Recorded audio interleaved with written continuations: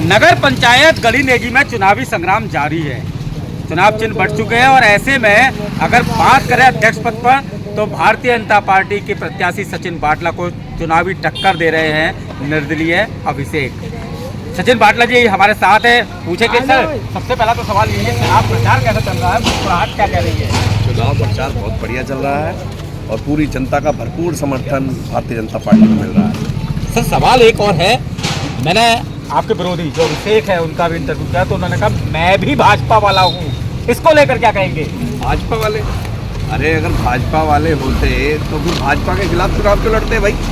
हमारा संगठन में जो आदेश हो जाता है वो मानना पड़ता है।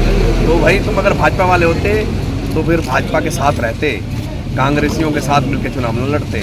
आप पुराने कांग्रेसी हैं, आपकी पृष्ठभूमि कांग्रेसी है और पूरी कांग्रेस आपको लड़ा भी रही है। मतलब आपका कहना है कि भाजपा ही नहीं है, जो उन्होंने कहा कि मैं बाद में भाजपा में आ जाऊंगा, ऐसा कुछ नहीं है? ये तो उन कांग्रेसियों के ऊपर तमाचा मारा है उन्होंने जो उनको लड़ा रहे हैं कि मैं बाद में भाजपा में आ जाऊंगा, क्योंकि उन्हें पता है कि यह भाजपा का गढ़ है, यहाँ भाजपा के ही वोट ज़्यादा है, भाजपा का ही जनता में विश्वास है, तो इसीलिए वो लोगों को बरकला रहे हैं कि मैं भाजपा में आ जाऊंगा। जो कांग्रेसी लड़ा रहे हैं वो क्या करेंगे? तो आपका मानना है कि जो भाजपा वाले हैं वो बरगलाने में आ जाएंगे? नहीं नहीं, बिल्कुल नहीं। जनता कहीं बरगलाने में नहीं आने वाली है, वो अपना प्रयास कर रहे हैं लोगों को बरगलाने का। हमारी जनता बहुत समझदार है और बहुत ही वो देख सकती है कि यहाँ का विकास कौन करेगा। भारतीय जनता पार्टी का कार्यकर्ता ही यहाँ का विकास करेगा।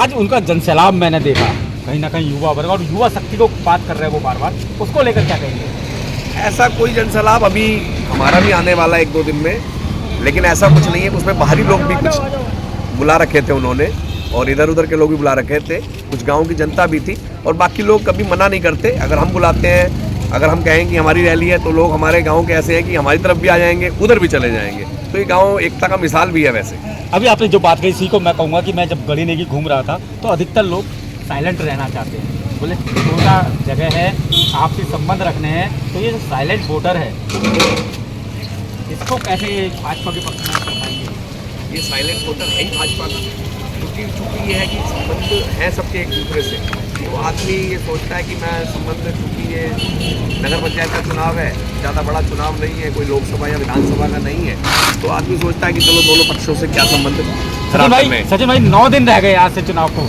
मुझे लगता है बल्कि 8 दिन रह गए हैं। चुनाव प्रचार भी तेज कर दिया, मैं देख रहा हूँ थोड़ा चेहरे पे भी जो है लग रहा है कि मेहनत हो रही है खूब। किस तरह का?